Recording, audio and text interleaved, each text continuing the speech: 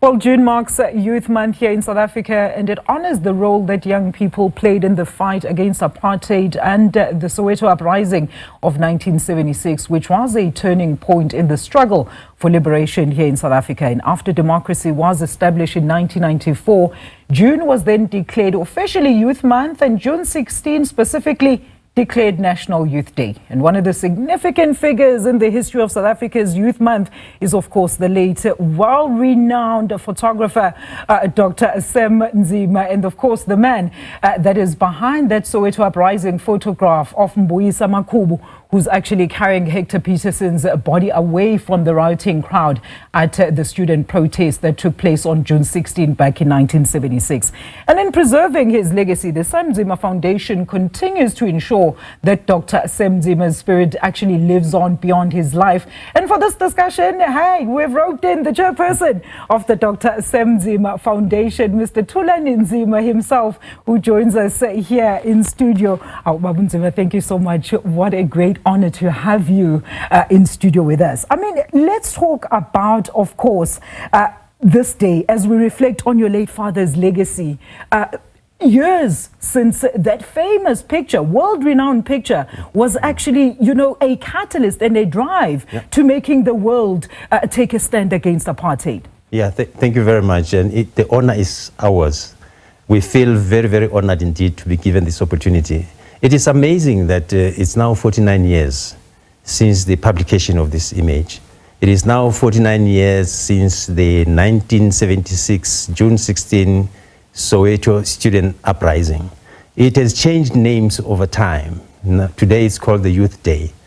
But very important as a common denominator is this image of Hector Pieterson, that you cannot really tell the history and the democracy of this country without making reference to this picture.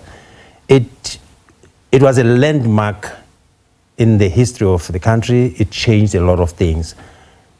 When it comes to us as the foundation and the family, on June 16, we choose to reflect with humility the contribution that this great man made.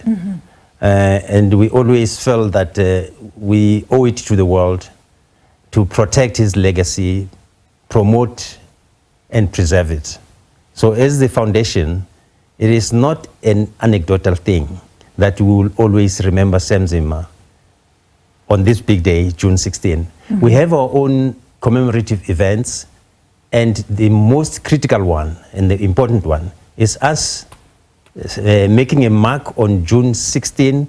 That's the day when we have the Sam Nzima Memorial Lectures. But we call it the commemorative events because it's a series of activities that are happening on that day. It is not just about June 16. But the significance of us choosing June 16 is to make sure that South Africa and the world over does not make a mistake in associating Sam Nzima with June 16 and his contribution.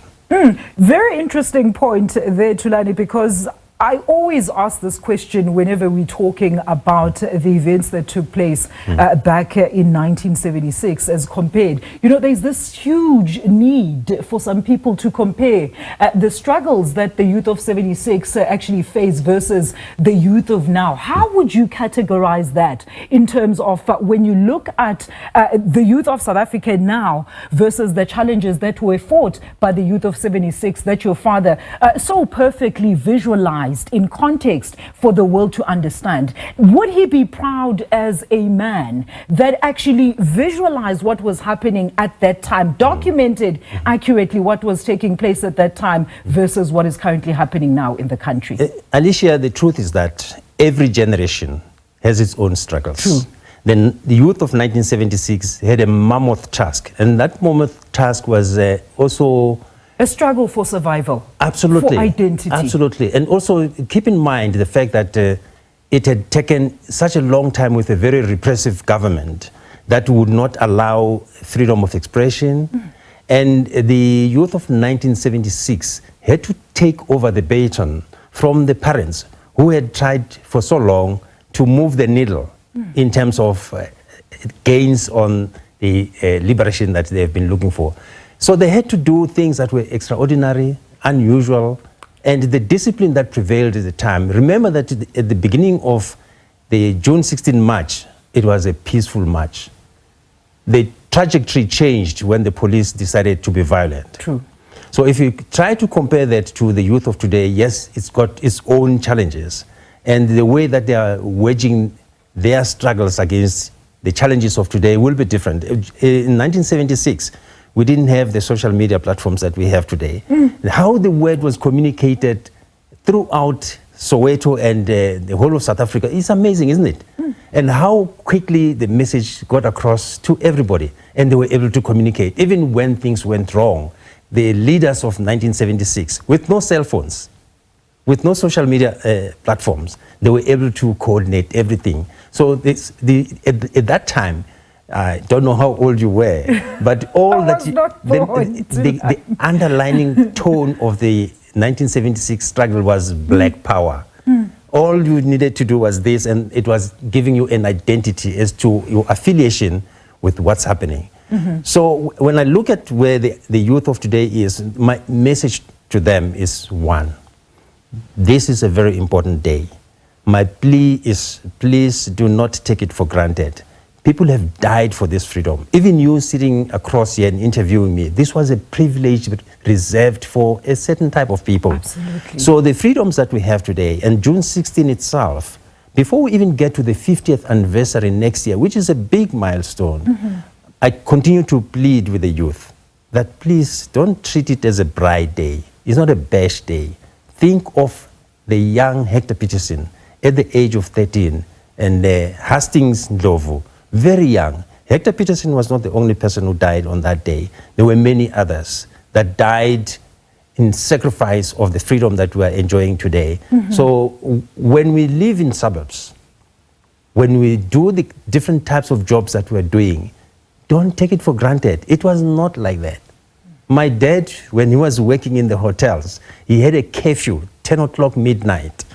Working at the hotel, 10 o'clock midnight curfew. Could not go anywhere he pleased. If he missed that last train going back to the township, he would be arrested. Absolutely. He had an option: take a chance, get arrested and spend a night in prison, or he sleeps at the hotel, but not in the hotel room. He had to find a way to doing this.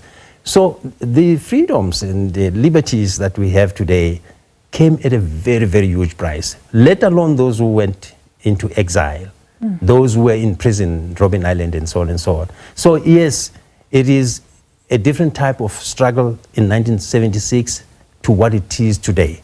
But the common denominator is the fact that each generation has its own struggles, and the method of fighting that struggle will be different all the time. Absolutely. Thulani, unfortunately we're out of time, but I think you've basically covered every basis of what I wanted to have a chat with you about in this conversation. Thank you so much once again for, of course, according us this opportunity. And of course, that is Mr. Thulani Nzima there. He's the chairperson of the Dr. Sam Nzima Foundation as we kickstart Youth Month here in South Africa.